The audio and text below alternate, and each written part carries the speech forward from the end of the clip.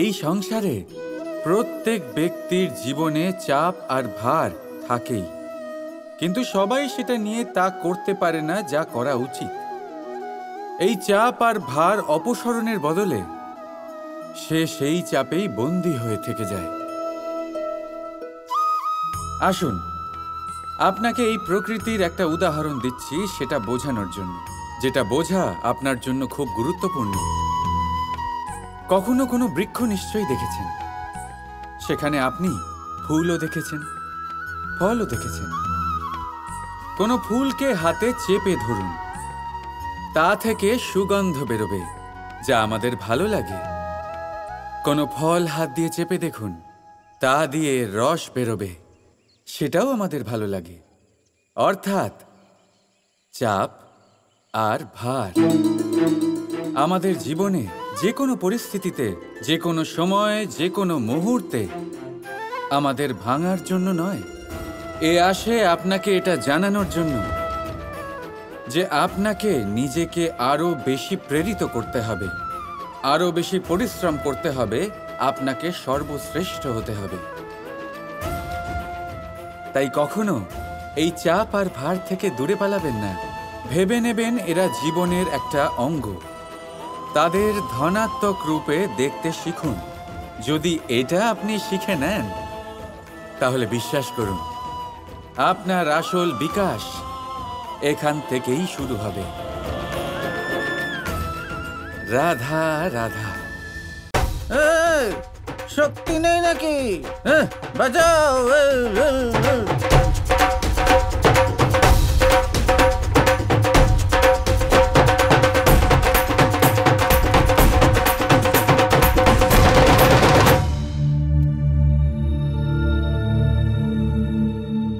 দেখুন, আপনার উপর চুরির অভিযোগ করা হয়েছে, আর আপনি এসব কি করছেন? ওটা আমাদের পূর্বপুরুষদের সম্পত্তি, ওই সিন্দুক। চোরের মতো তুলে পালিয়েছিলেন আপনি। আমি আমার চোখে দেখেছি। বলুন, এটা সত্যি তো?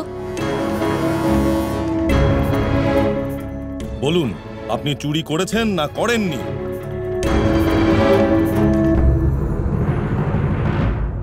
চোর তো আমি বটেই।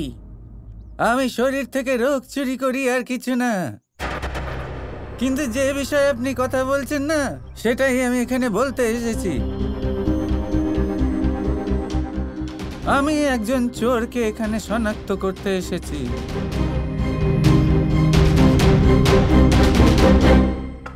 সেই চোর আমাদের মধ্যেই উপস্থিত রয়েছে।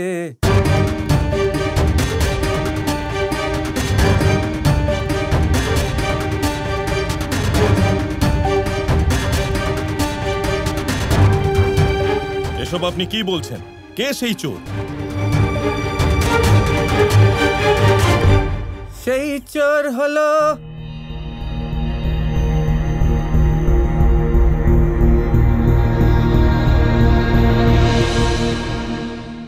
উগ্রপতি মশাই।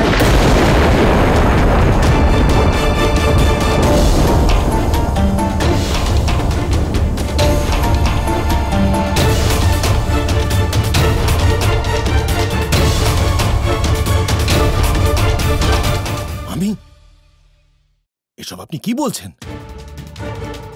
এত বড় অপবাদ দেওয়ার আগে আপনি একবারও ভেবেছেন আমি বর্ষণার মহাপণ্ডিত? আমি একজন নিষ্ঠাবান ব্রাহ্মণ। জীবনে আজ অবধি আমি কোনো মিথ্যে বলিনি, আর আপনি এত বড় অপবাদ দিচ্ছেন আমাকে। বলুন, আমি কি চুরি করেছি? আপনার ভূষণ, আপনার ধন কি চুরি করেছি আমি? বলুন। আমাকে একটা কথা বলুন, শুধুমাত্র ধন আর অলংকারই চুরি করা যায় নাকি? জ্ঞান কখনো চুরি করা যায় না। জ্ঞান?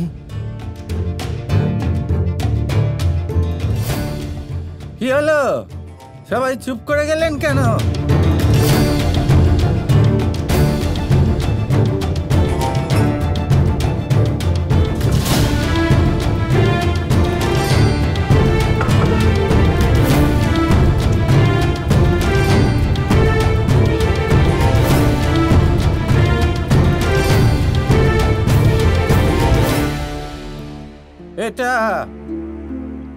এটা আপনার পূর্বপুরুষের সম্পদ।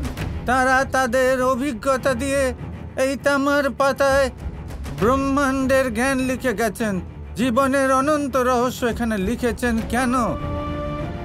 যাতে আপনি এই জ্ঞান আগামী প্রজন্মকে দিতে পারেন,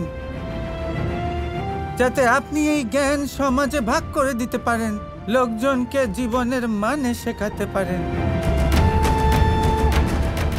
আর আপনি কি করেন?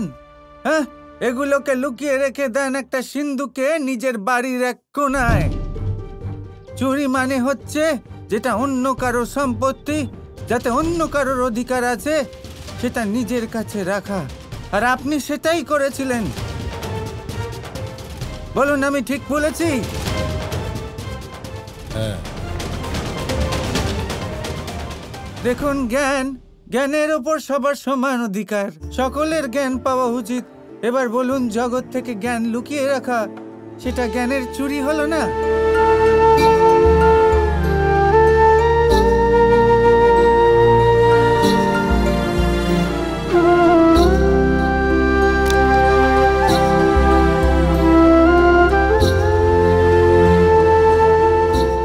আর এটা কি? কিভাবে রেখেছিলেন আপনি সিন্দুকটা? ভালো হয়েছে এটা আমার হাতে পড়েছে, অন্য কারণ নয়। আমি এটাকে ভালোভাবে পরিষ্কার করেছি। এই সমস্ত কাজ আমি এই জন্য করেছি যাতে আপনাকে আমি এই জ্ঞানের মূল্য বোঝাতে পারি। এই নিন, নিজের সম্পদ রেখে দিন নিজের কাছে, কিন্তু একটা অনুরোধ আছে আপনার কাছে। এই জ্ঞান এভাবে লুকিয়ে একটা কোণায় রেখে দেবেন না। এই জ্ঞানকে জগতের সাথে ভাগ করুন, সকলকে শেখান এই সব। এইটুকু অনুরোধ আমি করব আপনাকে।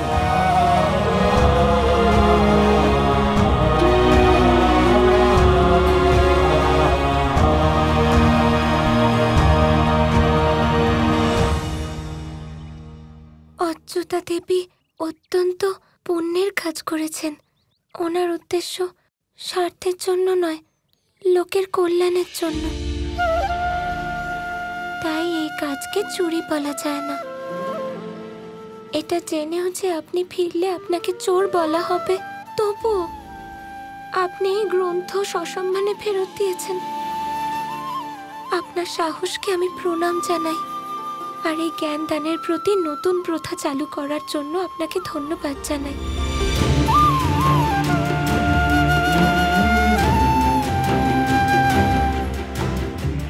অচ্যুতা দেবী, আমাকে ক্ষমা করে দিন।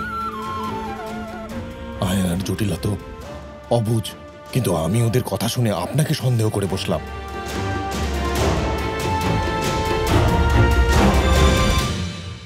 আর শুধু রাধাই ছিল যারা আপনার উপর পূর্ণ বিশ্বাস ছিল। আমার সন্দেহের জন্য কৃপা করে আমাকে ক্ষমা করে দিন। এবারে আমাকে অনুমতি দিন। ঠিক আছে অগ্রপতি মশাই।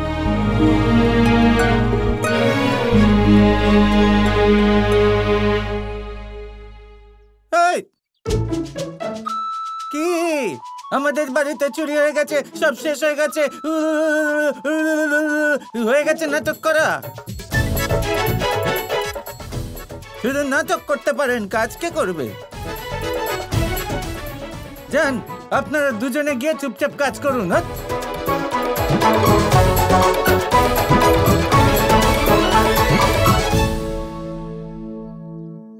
যদি আপনার অনুমতি থাকে তাহলে আমি আমার পূর্বপুরুষের সম্পদ নিয়ে নিই।